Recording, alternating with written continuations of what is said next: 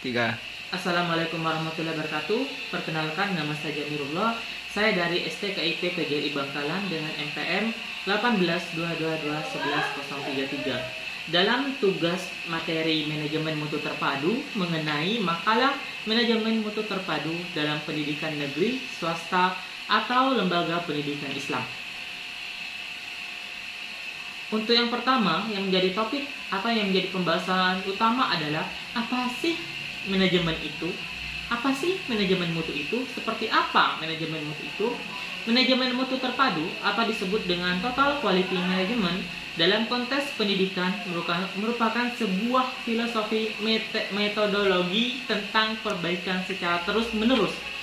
Karena mengapa dibilang sebagai perbaikan secara terus-menerus? Karena setiap instansi, setiap ataupun perusahaan itu pasti ada yang namanya memenuhi kebutuhan.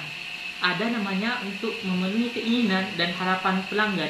Siapa menjadi pelanggan di sini? Nanti akan kita bahas di slide selanjutnya. Untuk selanjutnya, kerjasama tim. Di setiap lembaga, baik di pendidikan maupun di perusahaan, perlu adanya kerjasama tim. Tujuannya apa kerjasama dengan tim? Agar apa yang diinginkan oleh pendidikan ataupun oleh perusahaan bisa lebih mudah tercapai. Semisalnya nih, ada 8 orang. Ada 8 orang. Mereka saling berdiskusi seperti apa rencana ke depannya selanjutnya. Sehingga setiap orang ini memiliki pola pikir yang berbeda-beda. Dengan mereka berdiskusi, sehingga mereka menghasilkan sebuah keputusan yang memang bisa digunakan untuk ke depannya. Itu adalah contoh dari kerjasama tim.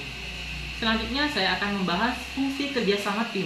Di slide barusan saya sudah agak sedikit menjelaskan mengenai fungsi kerjasama tim. Yang pertama itu adalah bertanggung jawab pada mutu pembelajaran. Di sekolah pasti harus bertanggung jawab pada mutu pembelajaran. Misalnya, bapak-bapak kurikulum harus bertanggung jawab terhadap kurikulum seperti apa yang digunakan oleh sekolah. Sedangkan guru ataupun pendidik bertanggung jawab bagaimana agar ilmu yang mereka ajarkan kepada peserta didik bisa tercapai. Yang kedua, bertanggung jawab pada pemanfaatan waktu para guru, material serta ruang yang dimanfaatkan. Hampir sama dengan yang pertama, seorang guru juga harus bisa bertanggung jawab terhadap pemanfaatan waktu. Misalnya waktu belajarnya 1 jam, ya memang harus 1 jam. Jangan sampai setengah jam dipulangkan siswa, itu tidak boleh. Yang ketiga, menjadi sarana untuk mengawasi, mengevaluasi, dan meningkatkan mutu. Dan yang keempat, bertindak sebagai penyalur informasi. Namanya juga pihak sekolah. Anak orang tua menaruh anaknya disekolahkan anaknya di sekolah tersebut untuk apa? Untuk mendapatkan informasi. Informasinya apa? Berupa ilmu dari gurunya maupun dari pihak sekolah. Adapun barusan saya sudah membahas mengenai fungsi kerjasama tim. Ada juga yang menjadi penghambat. Namanya juga kerjasama tim. Pasti ada yang namanya penghambat dalam kerjasama tim ini. Yang pertama adalah identitas pribadi anggota tim. Yang kedua, hubungan antara anggota tim. Yang ketiga, identitas tim dalam organisasi. Yang paling menitik beratkan di sini adalah hubungan antara anggota tim. Karena mengapa? Dari setiap anggota tim yang ada, terkadang mereka ada konflik, terkadang mereka ada permasalahan. Misalnya si Andi sama si Robi bermasalah, sehingga bisa-bisa mereka satu organisasi, satu tempat, karena mereka bermasalah, sehingga keputusan dalam tim yang telah mau disepakati bisa-bisa berubah. Si Andi, jangan ambil pendapatnya si Ruby. Apa dia seperti itu? Si Ruby juga, dia terlalu ke Andi, bagaimana dia kok bisa kayak gitu? Nah, ada saling kompor di situ, sehingga keputusan yang sudah kekal bisa berubah. Yang awalnya sudah maksimal, bisa tidak maksimal. Yang selanjutnya adalah keterlibatan stakeholders. Stakeholders di sini itu sama halnya dengan misi utama dalam manajemen mutu terpadu.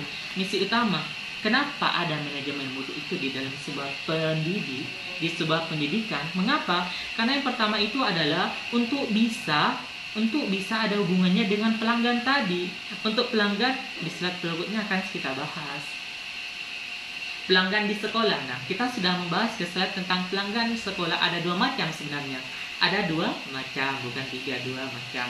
Yang pertama, pelanggan internal dan pelanggan eksternal. Pelanggan internal itu siapa? Yaitu guru, Pustakawan, pustakawan berarti orang yang menjaga di perpustakaan. Laborat, teknisi dan administrasi. Sedangkan untuk eksternalnya bisa berupa siswa, bisa berupa orang tua, pemerintah dan masyarakat. Mengapa pemerintah masuk juga di dalam lembaga pendidikan? Karena pemerintah juga memberikan bantuan kepada sekolah-sekolah yang ada terutama yang ada di Indonesia. Ada juga sih namanya itu, saya melihat di beberapa referensi, namanya pelanggan tersier, di mana pelanggan tersier ini sama halnya pemakai atau penerima lulusan perguruan tinggi dan dunia usaha. Misalnya kampusnya atau sekolahnya itu sekolah yang elit, sekolah yang wow luar biasa, sehingga lulusan di situ dengan mudah keterima di universitas ternama, sehingga lulusan di kampus tersebut karena kampus elit lebih mudah dalam mencari kerja. Next, alternatif cara untuk mengakrabkan antara sekolah dan orang tua. Memang harus ada sebuah komunikasi antara guru, antara pihak sekolah dengan orang tua.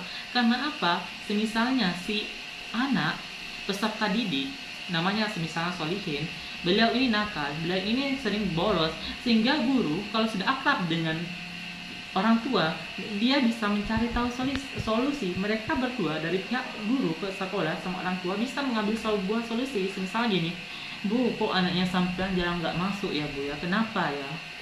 Apakah ada masalah? Oh, semisalnya, maaf Bu, anak saya sudah setiap hari padahal pergi ke sekolah.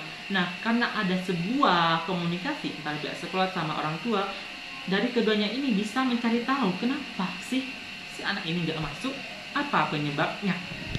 Seperti itu salah satu contoh dari fungsinya alternatif cara untuk mengakrabkan antara sekolah dan orang tua. Sekian dan terima kasih. Seperti itu penjelasan saya mengenai manajemen mutu terpadu dalam pendidikan negeri swasta atau lembaga pendidikan Islam. Kurang lebihnya saya mohon maaf. Wassalamualaikum warahmatullahi wabarakatuh. Terima kasih.